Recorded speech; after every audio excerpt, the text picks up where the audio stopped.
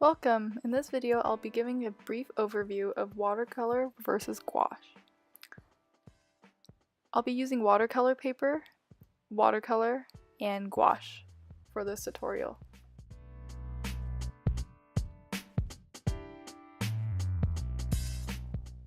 I apologize for the glare, but right off the bat we can see that the watercolor is transparent and luminous versus the gouache, which is more opaque and kind of has a chalky consistency. Next, I'll be demonstrating a wet on dry versus wet on wet technique for both paints.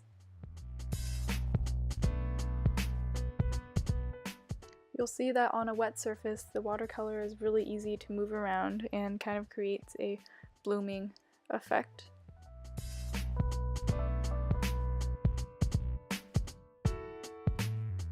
Whereas for the gouache, it kind of just stays in one place and you really have to move it to fill up the square. And now if you want to layer on paints for gouache, you don't really have to wait for it to dry, but for watercolor you do, unless you want the colors to blend. The drying time for gouache is also much quicker compared to watercolor.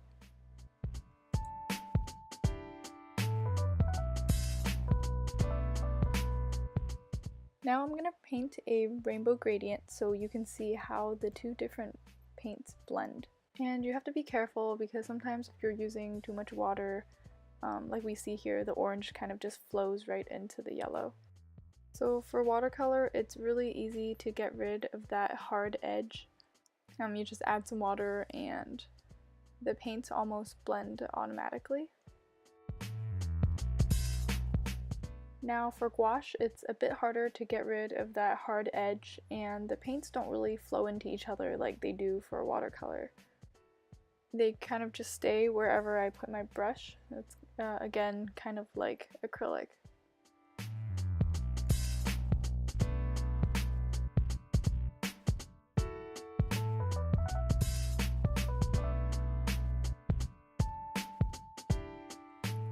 Here I really want to play with the blooming effect of watercolor again. It's really one of my favorite qualities about watercolor, and you'll see in a bit that it can't really be replicated with gouache.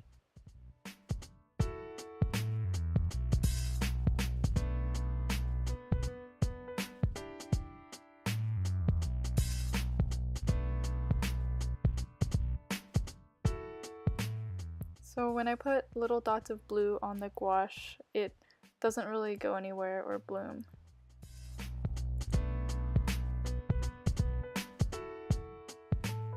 Now I want to show how watercolor and gouache behave when I try to mix a color on the paper.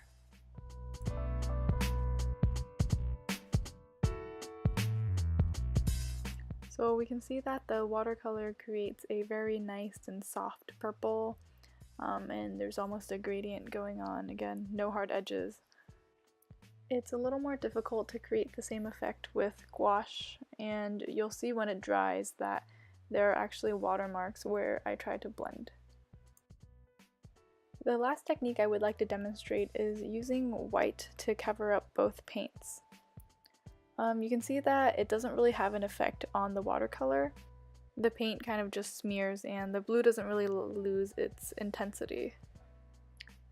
Gouache, on the other hand, is actually pretty effective at covering up with white. We can see the blue is losing its intensity on the corners where I'm going over with the white paint. Alright, that's all I have today. Thanks for watching, and I hope you learned something new.